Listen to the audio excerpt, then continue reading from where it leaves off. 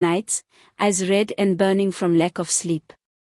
Adore too seemed heartbroken.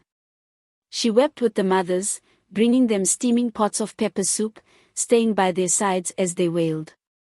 Her gentle hands rubbed their backs, her own tears sparkling in the lamplight. Who could ever suspect such sweetness? But there was one who watched more closely than others. Obina, a small boy with sharp eyes and a heart too heavy for his tender age, had lost his baby sister. From that day, pain nested in his chest like a stubborn bird refusing to fly away. He began to notice things. How Adore's eyes sometimes darkened when she saw a baby. How she would pause and close her eyes, inhaling deeply as if savoring a scent only she could smell.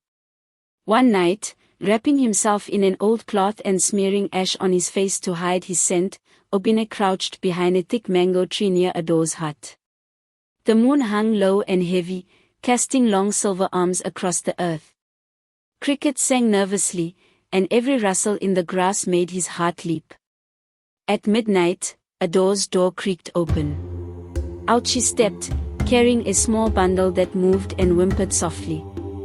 Her face wore a look Obina had never seen, a hunger that made his tiny heart pound like festival drums. Silently, she slipped through the village and into the dark embrace of the forest. Obina's legs trembled, but he followed, careful not to snap a twig or rustle a leaf. They went deeper and deeper, past trees that seemed to whisper secrets to each other, past owls that turned their heads to watch them with glowing eyes. Finally they reached a small hut, twisted out of dark wood and choked by thick vines. A faint eerie glow spilled out from inside. Obina found a crack and peeked through. Inside, Adore placed the bundle on a mat covered with symbols that glowed a dull blue. It was a baby, tiny fists waving in silent terror.